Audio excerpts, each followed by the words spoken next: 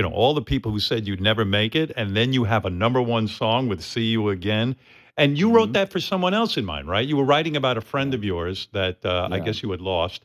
Yeah, Uh, my friend Vale, who had passed away he died on the Boston Bridge going to MIT. the guy So, was in a car accident. yeah, he got hit, by a car while he was riding a motorcycle and kind of just Oh, died instantly. and a good Very friend of upsetting, yours. very yeah, my best bud, Vale, and, I kind of, 2 years later went to, California on Cahuenga Boulevard at the old Death Row Studios, and they were working on this song. It had these chords, which are the "See You Again" chords, but it had, like, this really synthy, like, it was a dance song because those were really popular at the time, these type of rappy dance songs, and we just kept layering synths. We just kept adding shit and adding shit and adding shit, and it wasn't really going anywhere, and I was like, "Okay, I gotta delete everything. I'm a nobody. I just came from New Jersey, but I gotta delete all this shit right now." And instead of hearing,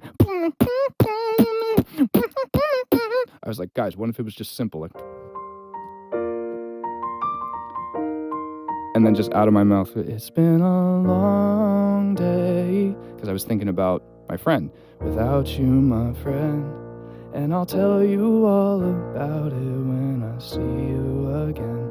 And it was basically that would be my message to him if I had one more thing to say to him before he passed away. And you were writing that with these guys ostensibly to sell a song to somebody else, right? Oh, we had 10 artists cut it. We had Jason Derulo cut it. We had Chris Brown cut it.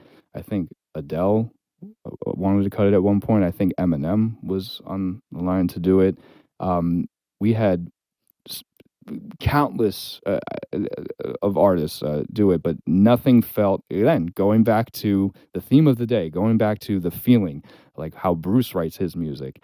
It just didn't have, none of the vocals had like the feeling. They didn't go through what they might have experienced some form of loss in their own way, but what I was singing about specifically, you just couldn't hear it in their voice. I think Chris Brown got the closest to it, but it was they ended up lucky me going with my vocal. But then there was all this drama, like, oh, who's this kid on YouTube singing covers? He can't sing for Fast and Furious. There was a whole mess, and I remember I got to the day of the video shoot. I got there, and they were like, "You're not on the song anymore." So I went home, but then I suddenly was on the song again. So they added another fucking day to the video, so I had to go back, and that's why it was What a it was struggle.